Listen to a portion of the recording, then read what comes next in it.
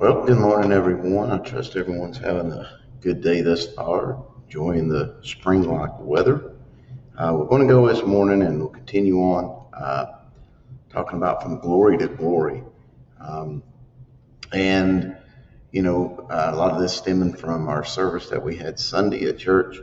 And I've entitled mine, Show Me Your Glory. We're going to go to Exodus here, quite a bit of reading, but we're still going to be very brief this morning. But in Exodus 33:12, it says, And Moses said unto the Lord, See, thou sayest unto me, Bring up this people, and thou hast not let me know whom thou wilt send with me. Yet thou hast said, I know thee by name, and thou hast also found grace in my sight. Now therefore I pray thee, if I have found grace in thy sight, show me now thy way, that I may know thee, that I may find grace in thy sight, and consider that this nation is thy people. And he said, My presence shall go with thee, and I will give thee rest.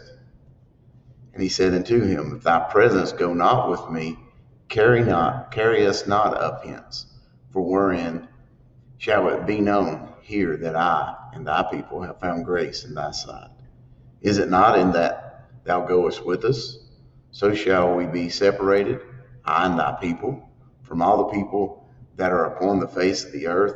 And the Lord said to Moses, I will do this thing also that thou hast spoken, for thou hast found grace in my sight, and I know thee by name. And he said, I beseech thee, show me thy glory. And we talk about things in our life, circumstances where we've seen the glory of God. And as I look back over my own life, there's multiple times in which I've seen it's just been one of those what we call a God thing. Only God could have done that.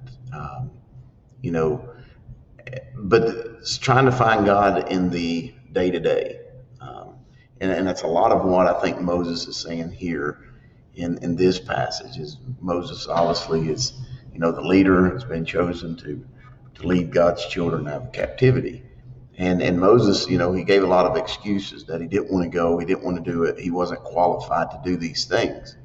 But then he's kind of in not necessarily a bargaining state here with God, but he's saying, if I'm going to go, your presence, that's got to go with us. And then he finishes up here and he says, and I beseech you, show me your glory. And that's kind of what I want to talk to you about this morning. It's, you may have had one of those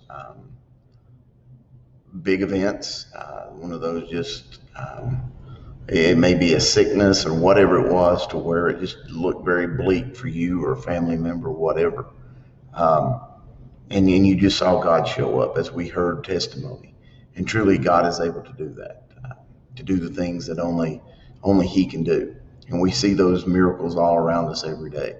But what about in the day-to-day?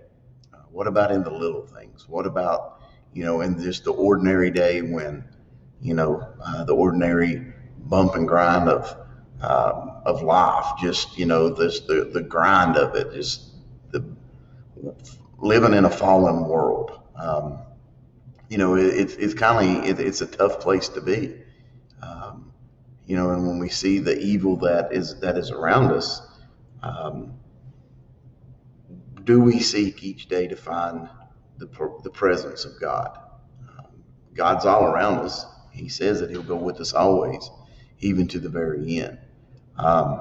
And so truly we definitely seek him in those times to where we've got a bad report. We've got it seems to be the black cloud hanging over us. And it's during those times that we definitely want to see God's glory.